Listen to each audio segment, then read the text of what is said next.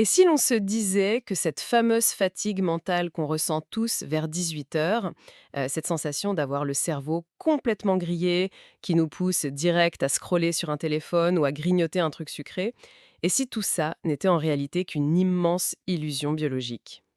Bienvenue dans cette nouvelle exploration, je suis vraiment contente de vous retrouver pour continuer notre série. Aujourd'hui, on plonge dans une montagne d'études neuropsychologiques pour déconstruire le plus grand mythe de la productivité moderne. C'est un programme hyper ambitieux, mais tellement nécessaire. Surtout si l'on garde en tête ce qu'on a vu la dernière fois. Tu sais, on avait établi que nos distractions, c'est pas juste des petits défauts d'attention, c'est des fuites. C'est un moyen d'échapper à un inconfort interne, genre le stress ou l'ennui. Mais pour gérer ça, bloquer des sites web, ça suffit pas.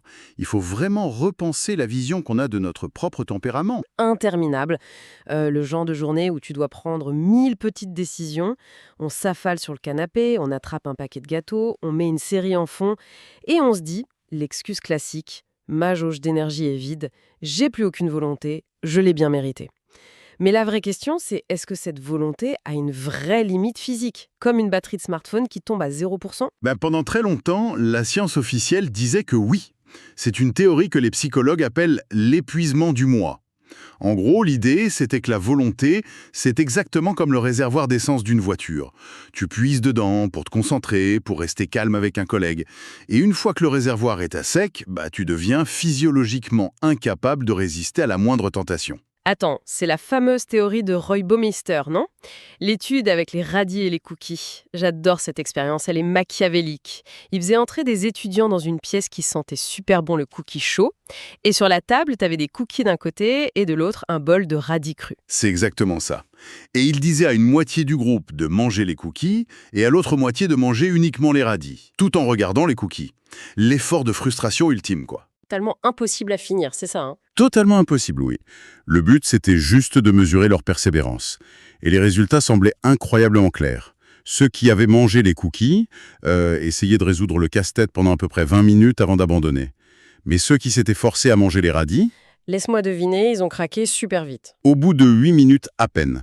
Pour Baumeister, la conclusion était évidente. Leur réserve de volonté avait été littéralement siphonnée par l'effort de résister aux cookies. Ça paraît tellement logique en même temps. Mais il me semble que l'histoire va plus loin avec une histoire de sucre, non? Dans des études d'après, ils épuisaient les gens mentalement, puis ils leur donnaient un verre de limonade bien sucrée. La fameuse limonade. Et là, miracle, les performances remontaient d'un coup. Le sucre semblait restaurer la volonté. Du coup, pendant des années, le dogme scientifique, c'était volonté fonctionne au glucose.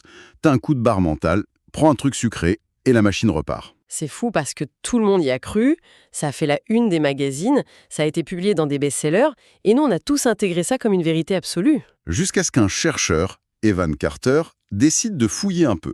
Il a fait ce qu'on appelle une méta-analyse.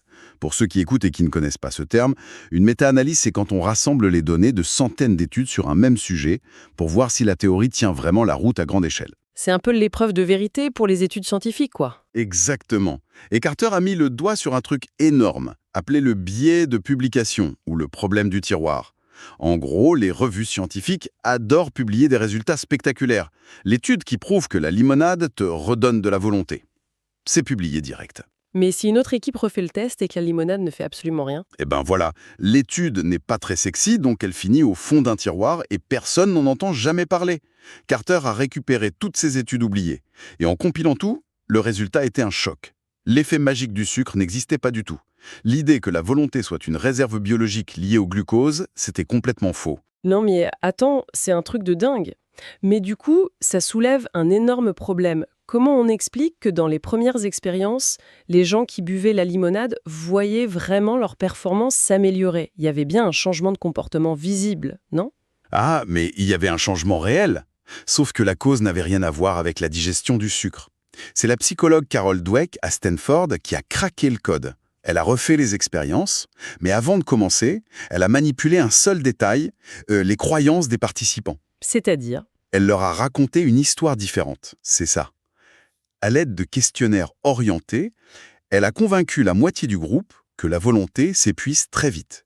Et elle a convaincu l'autre moitié que la volonté est une force qui se renforce par l'action sans limite.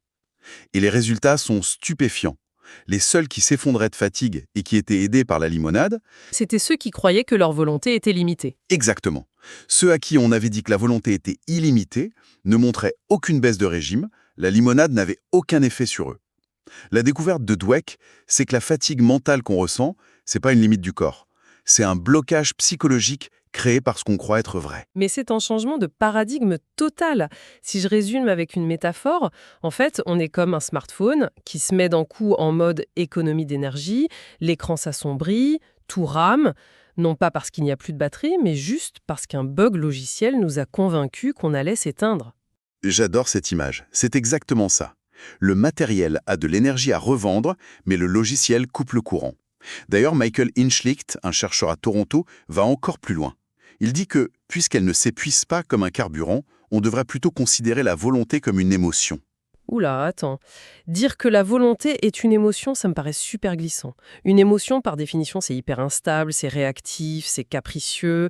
Si ma capacité de concentration est aussi imprévisible qu'un coup de blues ou un fou rire, on est mal barré, non? Je comprends cette réaction, mais observe comment marche une émotion. Imagine que tu es furieux parce que tu es coincé dans les bouchons. Tu es hors de toi. Mais au bout de 2 heures de route, tu ne te dis jamais « Ah bah tiens, j'ai vidé tout mon réservoir de colère, je suis physiologiquement incapable de m'énerver pour les prochaines 24 heures. » Bah non, c'est sûr. La colère redescend juste parce qu'on s'habitue ou qu'on met un bon podcast. Voilà. L'émotion fluctue. Et si quelqu'un te rentre dedans 5 minutes plus tard, ta colère remonte direct à 100%. Tu ne t'es pas à sec, c'est juste que le contexte avait changé. Pour la volonté, c'est pareil. Une baisse de motivation, c'est pas un réservoir vide, c'est juste une émotion temporaire, un signal de ton cerveau qui dit qu'il aimerait bien faire autre chose. D'accord, je commence à saisir. Donc il suffit d'un nouveau stimulus ou de changer notre perception du truc pour réactiver la machine. Mais ça veut dire que l'histoire qu'on se raconte a un pouvoir immense. Qu'est-ce qui se passe quand on se persuade qu'on est carrément impuissant? C'est là qu'on rentre dans la zone de danger, les prophéties autoréalisatrices. Pour comprendre à quel point c'est puissant, il faut regarder du côté des études sur les addictions lourdes. Il y a un outil clinique qui s'appelle le Craving Beliefs Questionnaire. C'est utilisé pour des patients accros à l'alcool, aux opioïdes ou même à la méthamphétamine. Ah oui, donc on parle pas de scroller sur une appli là, on parle de drogue dure qui modifie physiquement le cerveau. Exactement, des addictions chimiques sévères. Ce questionnaire sert à mesurer à quel point le patient se sent impuissant face à ses envies. Ils évaluent des phrases du genre Quand l'envie me prend, j'ai aucun contrôle » ou C'est plus fort que ma biologie. Eh bien, les chercheurs ont découvert un truc terrifiant. Quoi donc? Le niveau d'impuissance ressenti par le patient prédit la rechute avec autant de précision que son niveau de dépendance physique réel. Se croire faible face à la drogue te fait rechuter tout autant que le manque physique lui-même. C'est glaçant. C'est comme si le vrai poison, c'était pas juste la substance, mais la conviction qu'on est foutu de toute façon. Et du coup, si on applique ça à notre quotidien avec la technologie, si je me dis tous les jours que je suis accro à mon téléphone, que j'ai aucune volonté, je me tire une balle dans le pied direct. Totalement. Notre smartphone, c'est pas de la méthamphétamine, mais si on adopte cette posture de victime neurologique, on déclenche le même mécanisme d'abandon. Se dire que notre cerveau n'est pas fait pour résister, c'est la meilleure excuse pour ne même pas essayer de lutter. C'est tellement vrai. On entend tout le temps ce discours un peu fataliste du genre oh là là, c'est la dopamine, les algorithmes sont trop forts, on est programmé pour céder. Et paradoxalement, c'est hyper confortable comme excuse. Si c'est biologique, c'est pas ma faute, j'ai rien à changer. Mais en fait, on s'enferme nous-mêmes dans la prison. C'est exactement ça. Le langage qu'on utilise pour définir notre tempérament façonne nos actions futures. Si tu te définis comme un distrait chronique, tu vas agir comme un distrait chronique. C'est mathématique. Bon, alors, asseoir la pratique parce que la théorie est fascinante, mais dans la vraie vie, c'est chaud. Prenons un cas classique. J'ai un gros dossier à finir, je me promets de ne pas toucher mon téléphone et bim, à 15 heures, je craque. Je passe 1 heure sur des vidéos complètement absurdes. Là, la culpabilité arrive, la petite voix dans ma tête me détruit. Je me dis que je suis nulle. Comment on fait pour stopper ça, puisqu'on sait maintenant que se rabaisser garantit qu'on va recommencer? C'est une excellente question. La solution, validée par la science, c'est l'autocompassion. Je sais que le terme fait un peu développement personnel très cliché, mais la mécanique biologique derrière est hyper sérieuse. Une grande étude de 2015, sur plus de 16 000 personnes, a montré que ceux qui font preuve de compassion envers eux-mêmes après un échec sont beaucoup plus résilients face aux tentations futures. Ouais, mais il faut qu'on m'explique la biologie du truc. Parce qu'on a souvent l'impression que pour se discipliner, il faut être dur avec soi-même. Qu'est-ce qui se passe dans le cerveau quand on s'insulte après avoir cédé à YouTube? C'est très mécanique en fait. Quand tu t'autocritiques violemment, ton cerveau perçoit ça comme une menace. Ça active ton amygdale, le centre de la peur. Et qu'est-ce que l'amygdale fait? Elle balance du cortisol, l'hormone du stress, dans tout ton corps. Ah, et on a vu dans la discussion précédente que le cerveau déteste l'inconfort du stress et cherche tout de suite une échappatoire. Voilà, la boucle est bouclée.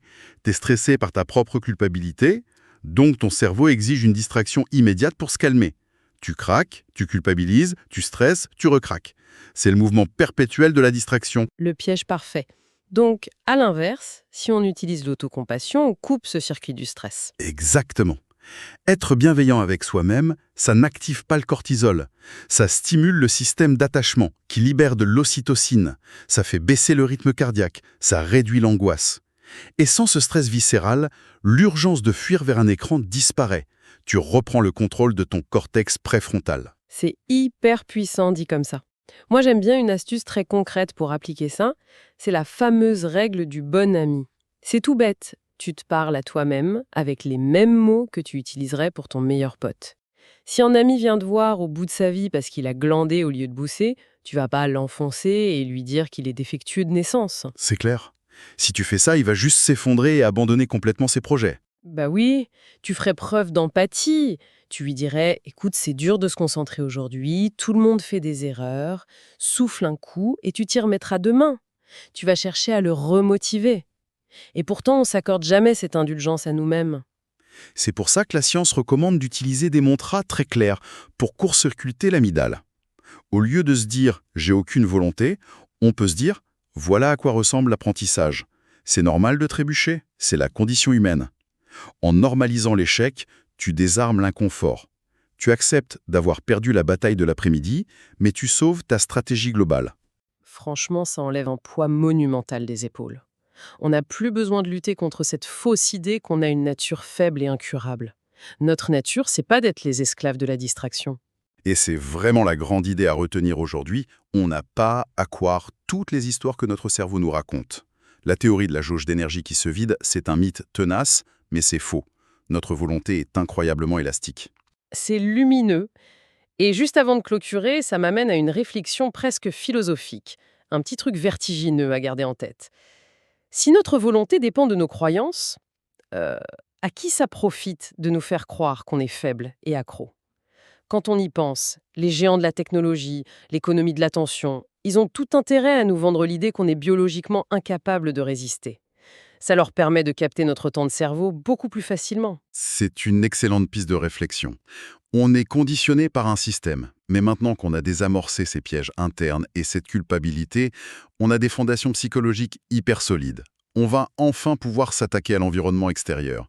Et oui, car la prochaine étape, ça sera de voir comment gérer concrètement notre agenda, les sollicitations extérieures, les urgences de dernière minute qui tentent de pirater notre temps. Et c'est là que tout commence vraiment à prendre sens. Et pour celles et ceux qui veulent aller plus loin, le livre est disponible gratuitement via le lien en description.